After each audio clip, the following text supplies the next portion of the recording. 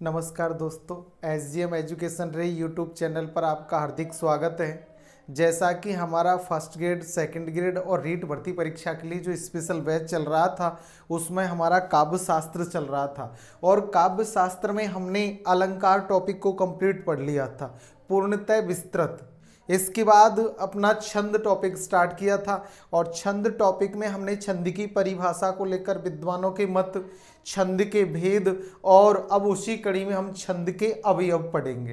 तो देखिए आप, छंद यानी कि छंद के अवयव या छंद के जो अंग है वो कौन कौन से होते हैं मुख्यतः।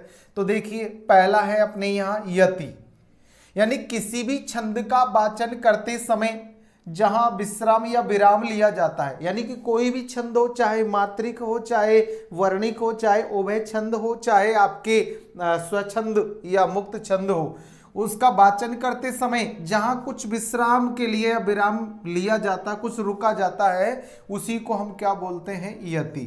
यानी कि उसका वाचन करते समय, उसे पढ़ते समय जब थोड़ी देर रुकते हैं उसे ही यति बोलते हैं। और यति का अर्थ है ठहरना। यति का शाब्दिक अर्थ होता है ठहरना।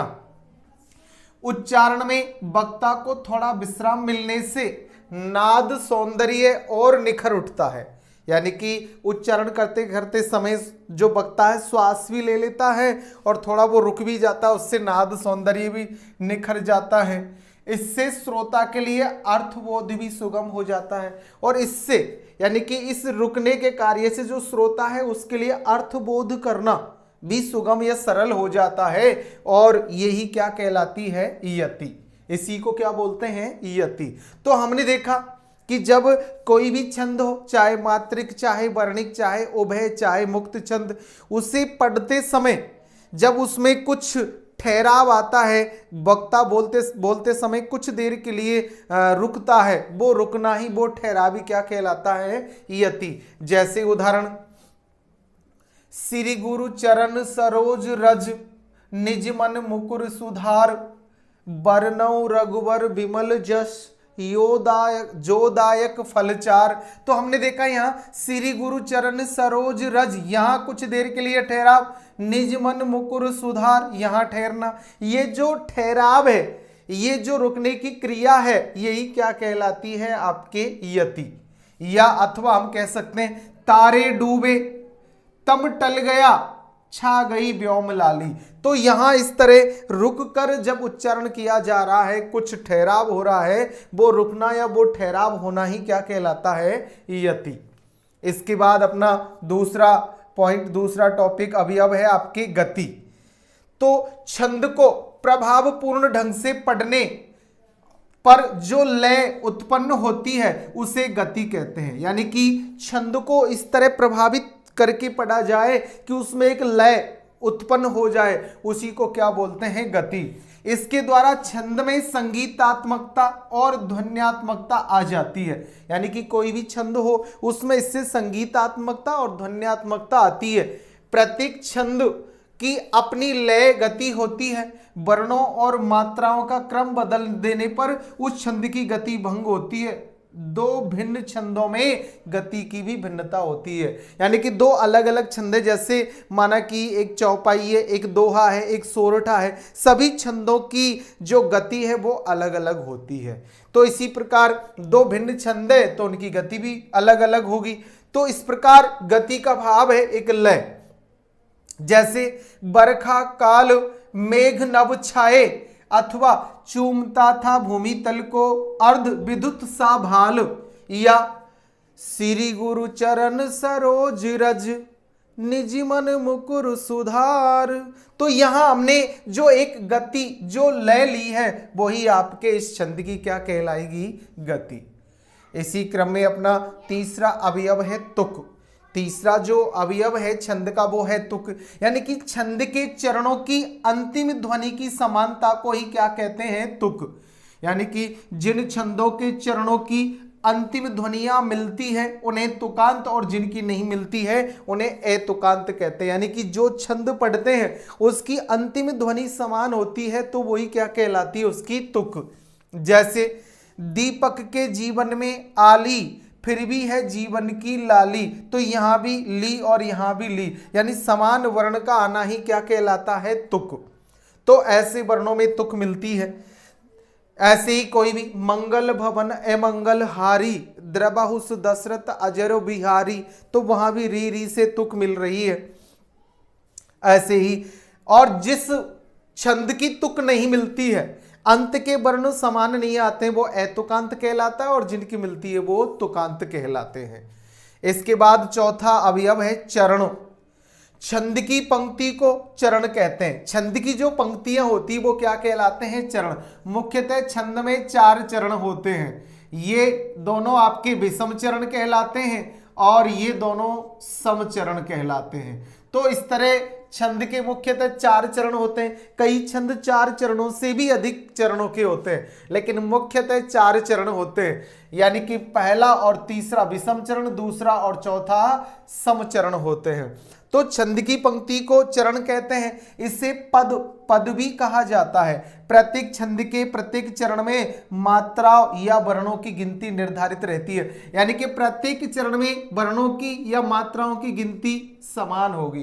कहने का भाव, अगर आपके मात्रिक छंद है तो मात्राओं की संख्या निश्चित होती है, और अगर वर्णिक है तो वर्णों की संख्या निश्चित होती है। अगर उभय छंद है तो मात्रा और वर्ण दोनों की संख्याएं समान होती है। इस तरह यहां आपके चरणों में मात्रा वर्णों की संख्या निश्चित होती है, और अगर मुक्त छंद है तो वहां इसकी कोई स्थिति नहीं होती। ऐसे चरण होता है। प्रत्येक छंद के प्रत्येक चरण में मात्रा या वर्णों की गिनती निर्धारित रहती है, निश्चित होती है। जैसे माना कि ये दोहा छंद है जो आपके अर्ध सममात्रिक छंद है, इसके पहले और तीसरे चरण में समान और दूसरे और चौथे चरण में समान मात्राएं होती है। तो इसमें आपके 13 मात्राएं, यहाँ भी 13 और यहाँ आपके 11 मात्राओं का क्रम होता है दोहा में।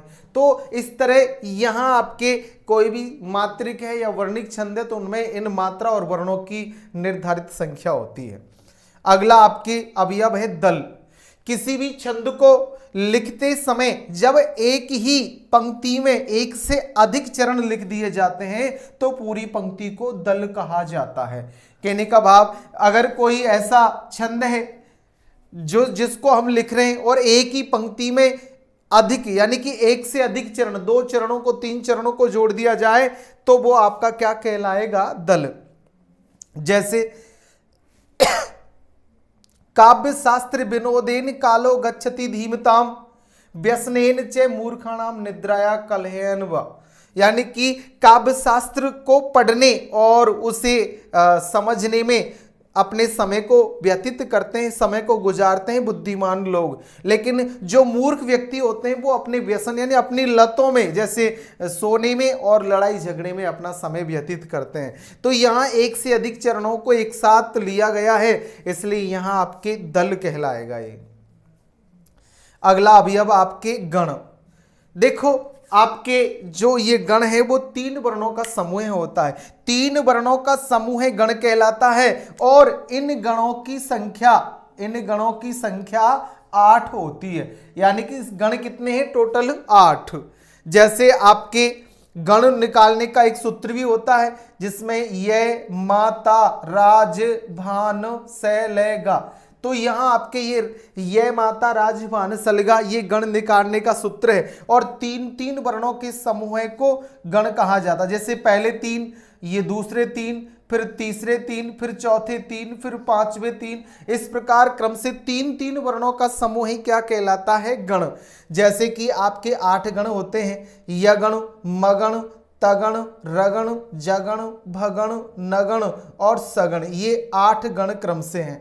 यगण जैसे यशोदा, इसमें आपके ये माता यानी कि एक लघु और 2 गुरु मात्राएं होती है। दूसरा है मगण, यानी कि मातारा, तीनों ही आपके गुरु मात्राएं होती है। तगण ताराज, 2 गुरु और 1 लघु होती है। रगण राजभा, राजभा यानी कि गुरु लघु गुरु, इस तरह गुरु लघु और गुरु का क्रम होता है।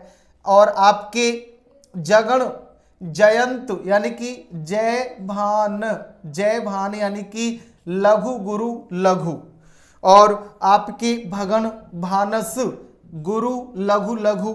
इसी प्रकार आपके सातवां जो गण है नगण नसल, तीनों ही लघु लघु होते हैं। और फिर लास्ट में सगण सरला लघु लघु और गुरु क्रम होता है। इस प्रकार ये 8 गण होते हैं और इनकी मात्राओं का क्रम ऐसे होता है। और अंत में होता है आपके लघु जिसकी मात्रा 1 और होता है गुरु जिसकी मात्रा होती है आपके 2।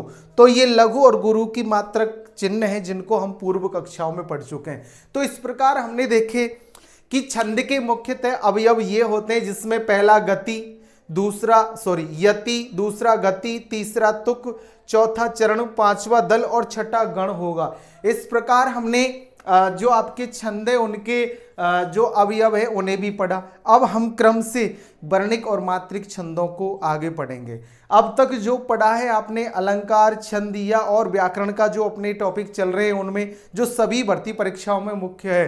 तो आपको जहां भी काव्य शास्त्र या व्याकरण में प्रॉब्लम है या और साहित्य पढ़ते समय या जहां भी कोई समस्या आए तो कमेंट से पूछे और समाधान पाए।